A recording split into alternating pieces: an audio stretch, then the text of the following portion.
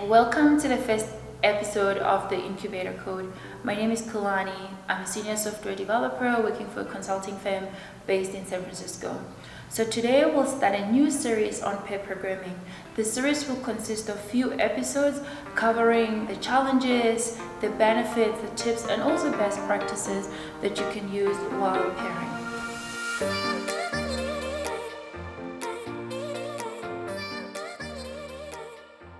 So what is pair programming?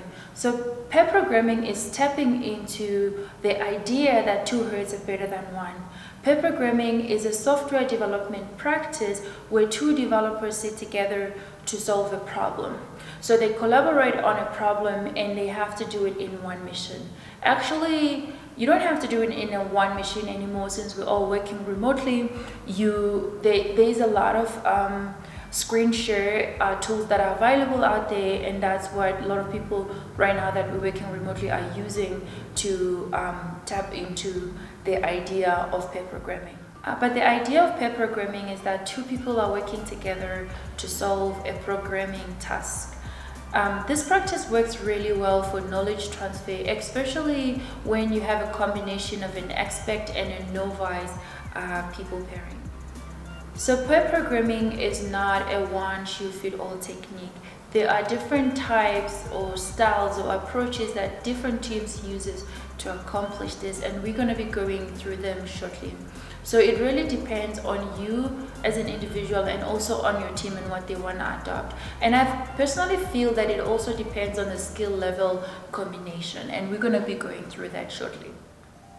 There are so many benefits of pair programming, and we're going to be going through many of them as part of this series. So if you haven't done so already, go ahead and subscribe to this channel where we'll be sharing more information on software development, techniques, practices, and also just like some code exercises. So what are the different approaches and styles when it comes to pair programming? The first style we're going to be discussing is the driver and a navigator style. This style is widely used. I actually use it as part of my team in different teams that I worked on.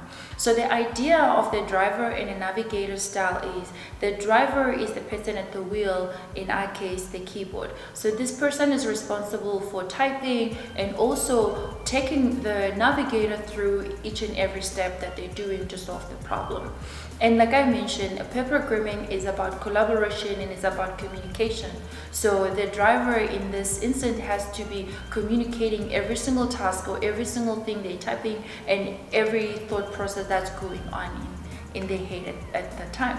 And whereas a navigator is the observer. So this person is responsible for looking at the driver as they're typing, and they have to think about the larger issues. They need to think about the next steps. They need to think about the things that the driver is currently not thinking about at the moment, and also looking at the code and looking at if there are potential bugs and stuff like that. And also depending on the style that you use to accomplish this, and depending on the skill level combination, this style can be very, very different. The next style is ping pong. So ping pong is a combination of test-driven development, aka TDD, and pair programming. This style works really well when you have clearly defined tasks that you need to do. So basically the idea behind the ping pong is just like playing a normal ping pong, where you have two developers, and these developers, developer A would then write a test, would write a failing test, and developer B would then make enough code to make that test pass, and then developer B would then write the next test, and then developer A has to write minimal code to make that test pass. And when all the test is done, or when the task is done, then both developers review the code together and they can refactor the code so that it's production ready. So this style actually encompasses the red-green refactor approach. Let's look at different skill level combination and see which styles work best for what pair programming combination. So we have an expert and an expert, we have an expert and a novice, and we have a novice and a novice. So I would just like to go through the definition of what I mean by expert and what I mean by novice before we go any further. So what I mean by expect in this case is somebody that is familiar with the code base, familiar with the project, and also familiar with the technology that is being used at that specific project. And then novice, on the other hand, is the opposite of that. So somebody that is either not familiar with the project or the code base or the tech stack that's being used. Notice I said or. It could either be one of the combinations. So let's look at expect combination. So you have an expect driver and you have an expect navigator. In my experience, this combination has its own time and place. And I think it works really well when you have unknown issues. So when you're trying to solve an unknown issue where you have to do a spike on something or you have to investigate something, it works really, really well, and it works really, really fast on my experience. And I think when it comes to tiny tasks, I feel like it's a waste of both developers' time to be sitting around and completing a tiny task. So in that case, I would suggest dividing the task and just reviewing each other's code when all of it is done. So comment below if you agree or disagree with this comment, and also just let me know what are the practices or what are the things that you find work when an expect and an expect are pairing. This combination is the expect novice combination. So you have an expect driver and a novice navigator.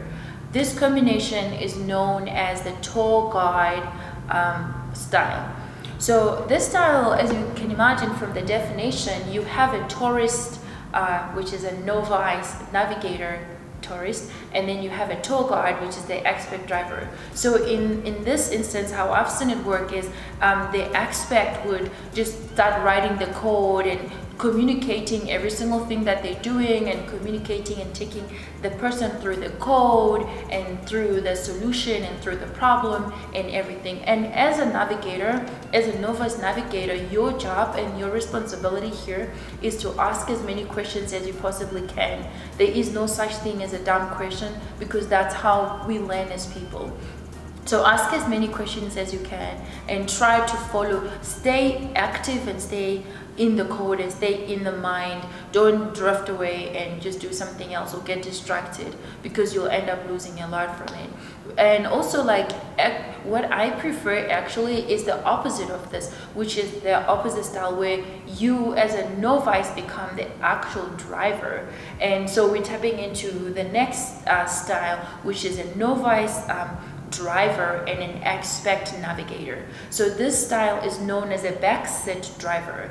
So basically the driver, that's why it's called backseat driver, they're actually driving without actually driving. So the novice is driving, but the expect driver is telling them exactly what they need to do. So it would be, for an example, open a file, name the file this, name this variable that, do that, do that. So it's more of like giving commands to the driver most of the time. But also, like, as a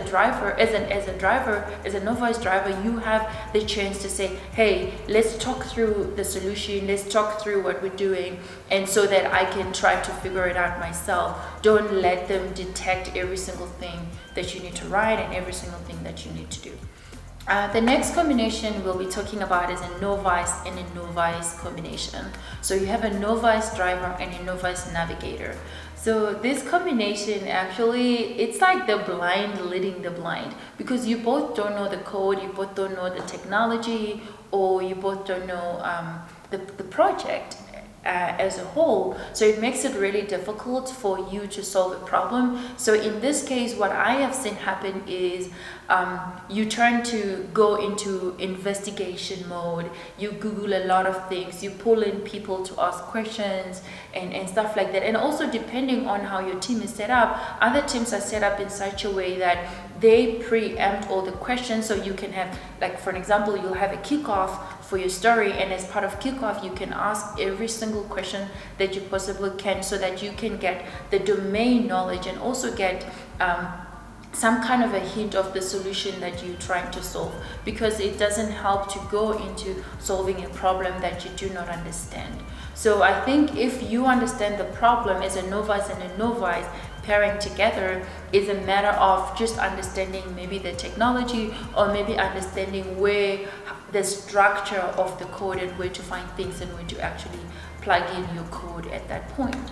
But yeah, just to recap, the styles that we talked about today is the driver and the navigator style, and we talked about the ping pong style, and we talked about the different combinations of the skill level styles, where you have an expert and an expert pairing, and you also have an expert and a novice depending on who's the driver. So if the expert is the driver, then you have a tour guide style, and if the novice is the driver, then you have the backseat driver style.